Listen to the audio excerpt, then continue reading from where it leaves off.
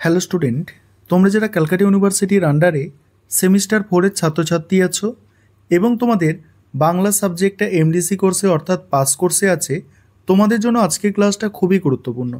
আজকের ক্লাসে তোমাদের CC4 পেপার অর্থাৎ বাংলা সাহিত্যের প্রবেশক পাঠ এই পেপারের সাজেশান নিয়ে আলোচনা করব।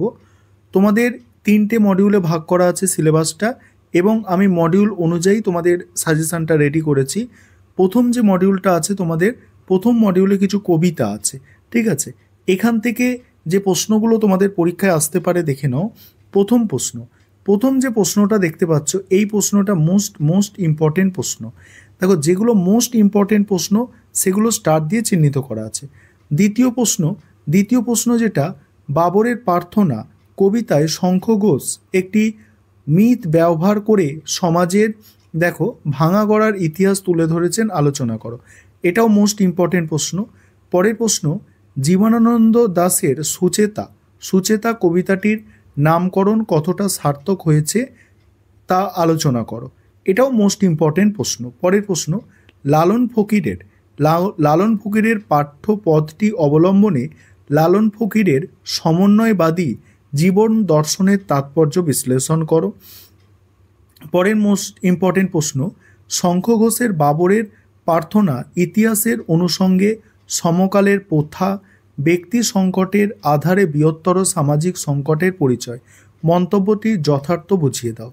পরের প্রশ্ন, কান্ডারি হুঁশিয়ার কবিতায় কবি নজরুলের দেশপ্রেমের পরিচয় দাও। এবং বাকি প্রশ্ন যেগুলো আছে দেখে নাও। আমি যেগুলো মোস্ট ইম্পর্টেন্ট প্রশ্ন সেগুলো স্টার দিয়ে চিহ্নিত করে দিয়েছি। এবং 5 নম্বরের প্রশ্ন মডিউল 1 থেকে দেখছো যে প্রশ্নগুলো আমি রেখেছি, এই প্রশ্নগুলো দেখো 5 নম্বরের জন্য তোমরা দেখে যেতে পারো। তারপর মডিউল 2 দেখো, মডিউল 2 এ 15 নম্বরের প্রশ্ন। মডিউল 2 এ ছোট গল্প আছে। প্রথম মোস্ট ইম্পর্টেন্ট প্রশ্ন, অভাগীর স্বর্গ গল্পটির নামকরণের সার্থকতা।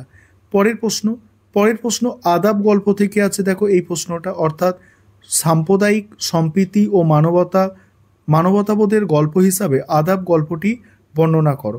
Most important. আসলে তোমাদের বাংলার সিলেবাস অনেক বড় এবং সেখান থেকে যেগুলো একদম মোস্ট ইম্পর্টেন্ট প্রশ্ন সেগুলোকেই কিন্তু স্টার দিয়ে চিহ্নিত করা হয়েছে। পরের প্রশ্ন, অভাগীর স্বর্গ গল্পে সমকালীন যে সমাজচিত্র লেখক বর্ণনা করেছেন তা নিজের ভাষায় আলোচনা করো। পরের প্রশ্ন, ছোট গল্প হিসাবে শান্তি কতদূর সার্থক হয়েছে আলোচনা করো। তারপরের প্রশ্ন, শান্তি গল্প অবলম্বনে চন্দনা চরিত্রটির বৈশিষ্ট্য আলোচনা করো। তারপরের প্রশ্ন, অভাগীর স্বর্গ গল্প অবলম্বনে অভাগীর চরিত্র চিত্রণ করো। দেখো, তারপরে প্রশ্নগুলো দেখে নাও, যেগুলো মোস্ট ইম্পর্টেন্ট সেগুলো আমি স্টার দিয়ে চিহ্নিত করে রেখেছি। এবারে দেখো, এখানে 5 নম্বরের প্রশ্ন মডিউল 2 থেকে দেখে নাও, যেগুলো করতে হবে আমি স্ক্রল করে যাচ্ছি। এগুলো 5 নম্বরে তোমাদের করতে হবে।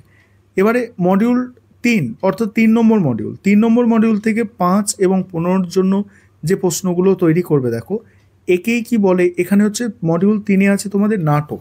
এখান থেকে কি প্রশ্ন করবে, দেখো একেই কি বলে সভ্যতা প্রহসনে নবকুমার কালীনাথ চরিত্র আলোচনা করো। তারপরে দেখো একেই কি বলে সভ্যতা প্রহসনে দেখো হাস্যরস আলোচনা করো।